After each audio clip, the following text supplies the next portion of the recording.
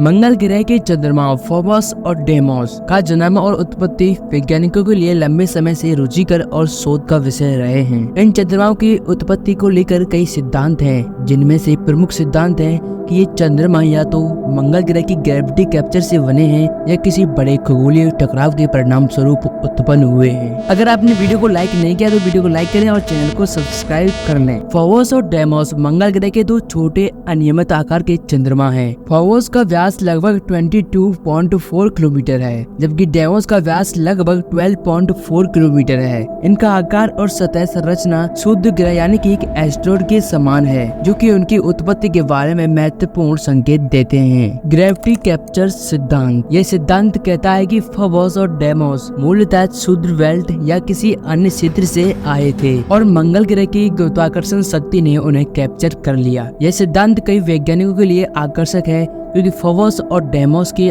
आकार और संरचना एक क्षुद्र से मेल खाती हैं। यह सिद्धांत कुछ तर्कों पर आधारित है। क्षुद्र ग्रह जैसा आकार। फोबोस और डेमोस की अनियमित आकार और सतह पर अनेकों गड्ढे हैं, जो कि एक क्षुद्र ग्रह की तरह दिखते हैं। इससे यह पता चलता है कि यह मंगल ग्रह का हिस्सा नहीं था। घनत्व और संरचना। इन चंद्रमाओं का घनत्व और संरचना कार्बोनेशियस चॉन्ड्राइट क्षुद्र ग्रह के समान है। ऑर्बिटल गुणधर्म। फोबोस और डेमोस की कक्षाएं मंगल के भूमध्य रेखा के पास हैं, जो मंगल के गुरुत्वाकर्षण शक्ति द्वारा किसी भारी वस्तु को कैप्चर करने के परिणाम स्वरूप हो सकती हैं। लेकिन इन सिद्धांतों के खिलाफ कुछ तर्क भी दिए जाते हैं। कैप्चर प्रक्रिया को सफल होने के लिए बहुत ही विशिष्ट परिस्थितियां चाहिए होती हैं, जैसे कि क्षुद्र ग्रह की गति और दिशा को बिल्कुल सही होना चाहिए। इसके अलावा कैप्चर की प्रक्रिया के दौरान उत्पन्न होने वाली ऊर्जा और प्रभाव को कक्षीय घटनाओं द्वारा पूरी तरह से नहीं समझाया जा सका है। नेक्स्ट है विशाल टकराव सिद्धांत। दूसरा प्रमुख सिद्धांत कहता है कि फोबोस और डेमोस का जन्म एक विशाल टकराव के परिणाम स्वरूप हुआ था। इस सिद्धांत के अनुसार मंगल ग्रह के साथ किसी बड़े क्षुद्र ग्रह या अन्य खगोलीय वस्तु की टक्कर हुई, जिसके परिणाम स्वरूप मंगल की कक्षा में मलबे का विशाल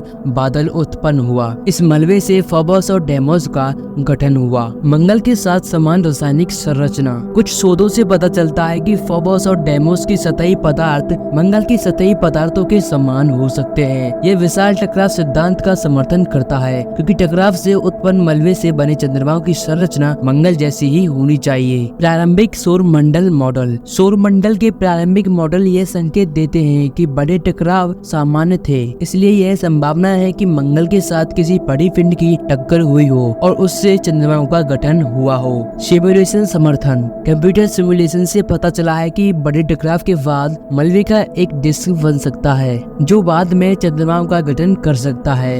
ये सिमुलेशन यह भी बताते हैं कि टकराव से बने चंद्रमा अनियमित आकार के हो सकते हैं, जो फोबोस और डेमोस के आकार की संरचना से मेल खाता है। ये तो थी फोबोस और डेमोस के बारे में वैज्ञानिकों द्वारा अनुमानित जानकारी। हाल के मिशनों और अनुसंधानों ने फोबोस और डेमोस की उत्पत्ति के बारे में नई जानकारियां प्रदान की हैं। Number 1, Mars express. यूरोपीय अंतरिक्ष एजेंसी ESA का मार्स एक्सप्रेस मिशन फोबोस और डेमोस की सतह और संरचना की विस्तृत जानकारी जुटा रहा है। इससे प्राप्त डाटा उनके जन्म और उत्पत्ति के सिद्धांतों को समझने में सहायक हो सकता है। Number 2, Phobos grunt mission. रूसी फोबोस ग्रंट मिशन हालांकि असफल रहा, लेकिन भविष्य में ऐसे मिशन फोबोस और डेमोस की सतह से नमूने लाकर उनकी संरचना का अध्ययन करने में मदद कर सकते हैं। नंबर 3, जापान का मार्स मून एक्सप्लोरर। जापान का यह मिशन, जो कि इसी साल में लॉन्च होने की योजना है, फोबोस और डेमोस के नमूने धरती पर लाने का प्रयास करेगा। इस मिशन से प्राप्त नमूने इन चंद्रमाओं की उत्पत्ति के रहस्य को